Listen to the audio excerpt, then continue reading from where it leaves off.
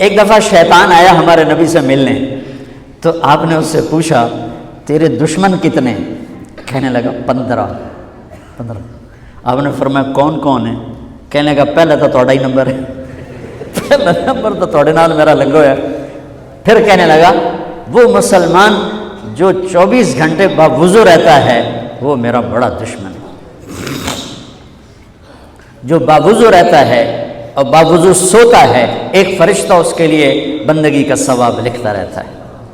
خیر واپس آتا ہوں، میرے نبی نے فرمایا 4 باتیں لے لو اور دنیا بھی تمہاری آخر، ساری PIA زندہ ہو جائے گی، ساری اکانومی زندہ ہو جائے گی، ساری معیشت زندہ ہو جائے گی۔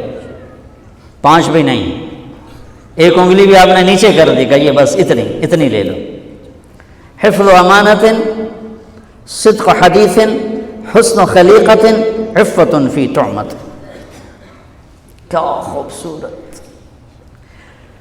ساری زندگی کسی کو دھوکہ نہ دینا، دیانت داری۔ میرے ملک کے ادارے کیوں ڈوب گئے؟ دیانت نکل گئی، کھوٹ آ گئی، دھوکہ آ گیا۔ میرے نبی نے کہا حفظ امانت، کبھی امانت میں خیانت نہ کرنا، صدق حدیث، کبھی جھوٹ نہ بولنا، ہمیشہ سچ بولنا۔ میرے نبی نے فرمایا میرا امتی ہر گناہ کر سکتا ہے، 2 نہیں کر سکتا، ایک جھوٹ کبھی نہیں بولے گا، ایک دھوکہ کبھی نہیں دے گا۔ میرے نبی کی 2 صفتیں ہائی لائٹ ہوئیں، صادق اور بولو کیا ہیں؟ کوئی اور بھی تو ہو سکتی تھی، جس سے مشہور کیا، کعبہ قوسین بھی تو ہے اور ادنا بھی تو ہے، واللیل بھی تو ہے سیاہ زلفوں والا، والضحیٰ بھی تو ہے روشن چہرے والا۔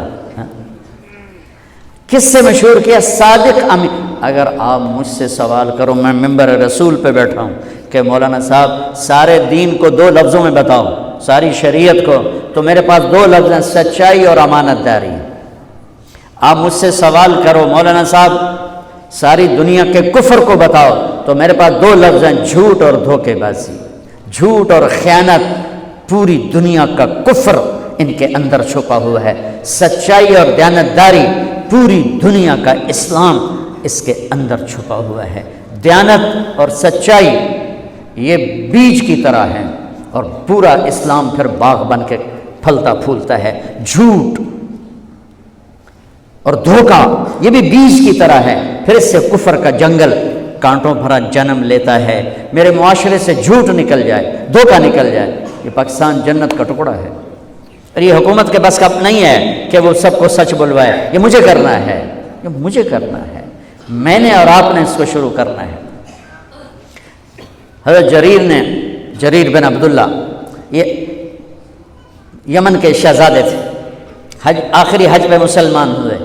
اپنے نوکر سے فرمایا گھوڑا خرید کے لا، میں پیسے یہاں پیمنٹ کروں گا۔ وہ منڈی میں گیا، 300 روپے کا گھوڑا لے کر آیا۔ جب انہوں نے گھوڑوں کو دیکھا تو وہ قیمتی تھا، مالک کو پتہ نہیں تھا، اور یہ گھوڑوں کی نسل کے پہچاننے والے اس سے کہنے لگے تیرے گھوڑے کے 400 کر دوں؟ کر دو۔ بڑا حیران ہو کے دیکھنے لگا، بھائی ہے کہ آپ تو مجھے چیز خریدنی ہے تو میں گھٹاتا ہوں، اور اجمل نے بیچنی ہے تو یہ اس کی قیمت بڑھاتا ہے، اور یہاں خریدار کہہ رہا ہے 400 کر دوں؟ وہ کہنے لگے کر دو۔ کہ 500 کر دوں؟ کہنے لگا کر دو۔ کہ 600 کر دوں؟ وہ تھوڑا تھوڑا گھبرانے لگا، بھائی یہ چکر کی ہے۔ 700 کر دوں؟ 800 کر دوں؟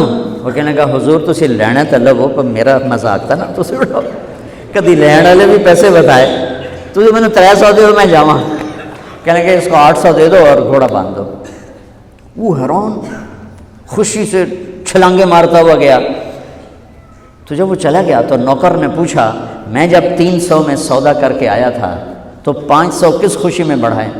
فرمایا میرے بھائی اس کے گھوڑے کی قیمت 800 تھی، 300 نہیں تھی، اور میں نے نبی کے ہاتھوں میں ہاتھ دے کے یہ وعدہ کیا تھا زندگی بھر کسی کو دھوکہ نہیں دوں گا، سب کی خیر خواہی چاہوں گا۔